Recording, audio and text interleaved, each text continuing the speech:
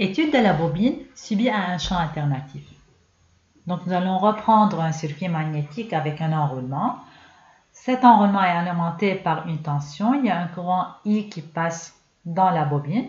Et donc d'après la loi de Lenz, la force contre-électromotrice F égale moins N de phi sur dt. Et V de t égale RI moins E égale RI plus N de phi sur dt.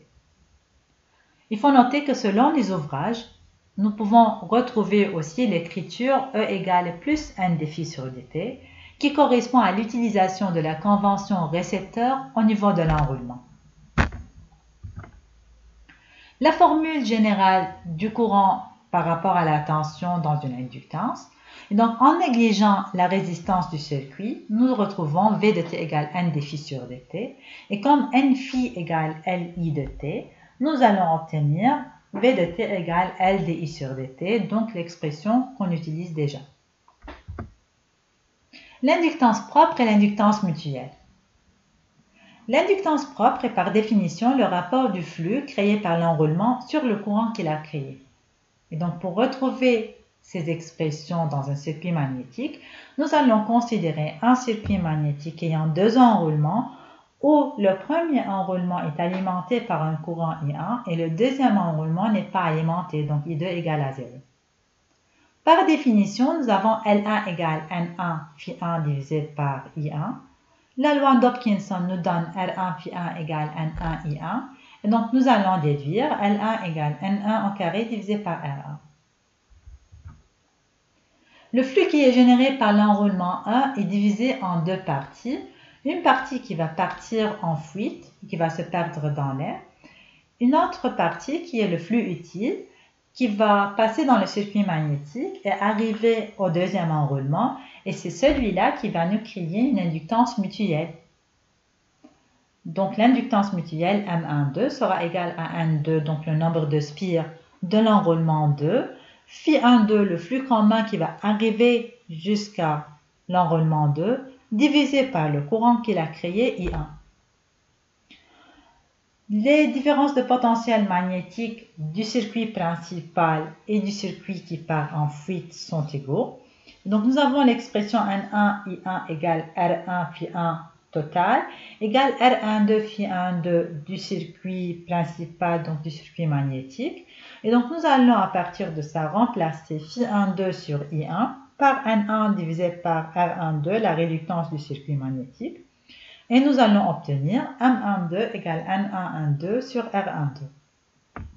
Pour alléger l'écriture, et comme R12 c'est la réductance du circuit magnétique physique, et donc nous allons, au lieu de R12, écrire la réductance R pour alléger l'écriture.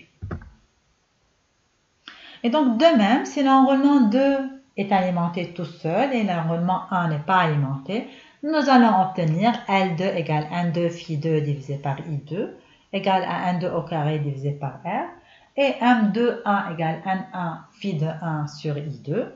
Or, N2 I2 égale R2 phi 2 égale R1 phi de 1. Donc de même, nous allons avoir M2 1 égale N1 N2 sur R qui est la même expression de M12. Et donc l'inductance mutuelle est la même si j'alimente l'enroulement 1 ou bien si j'alimente l'enroulement 2. Donc je vais l'appeler M sans indice. Inductance de fuite et inductance magnétisante. Donc si une seule partie du flux traverse le circuit magnétique pour arriver à l'enroulement 2, ça veut dire une autre partie est perdue dans les fuites. Donc je vais appeler le flux principal qui va sortir de l'enroulement 1 et qui va partir vers l'enroulement 2 phi. Je vais appeler le flux de fuite phi 1 moins phi. Et ici, j'ai le même circuit magnétique avec deux enroulements, mais comme l'enroulement 2 n'est pas alimenté, je l'ai carrément enlevé de l'image.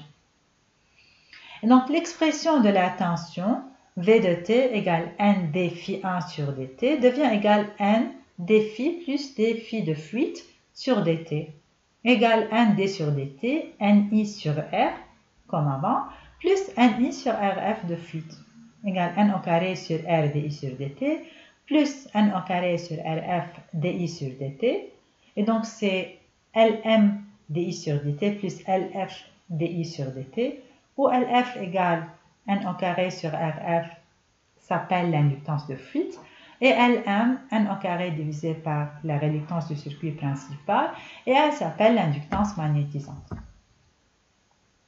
Passons au modèle linéaire d'une bobine à noyau de fer. Malgré la non-linéarité marquée par la courbe d'hystérésis et la saturation, le modèle linéaire reste très intéressant, en particulier pour le calcul du rendement, les valeurs nominales et les valeurs du court-circuit de la bobine. Donc, nous allons reprendre l'équation précédente, V de t égale Lm di sur dt plus Lf di sur dt. Celle-ci est le modèle en fait de deux bobines en série. Il faut rajouter les pertes joules, donc Ri carré, et les pertes fer que nous avons étudiées. Et donc, les pertes joules, puisqu'elles sont proportionnelles au courant, vont être dans la partie série, donc en série avec Lf. Et les pertes fer, parce qu'elles sont quasiment proportionnelles au carré de la force électromotrice, donc elles vont être dans la branche parallèle, donc en parallèle avec l'inductance magnétisante. Et nous obtenons alors un modèle qui va représenter notre circuit magnétique avec la bobine.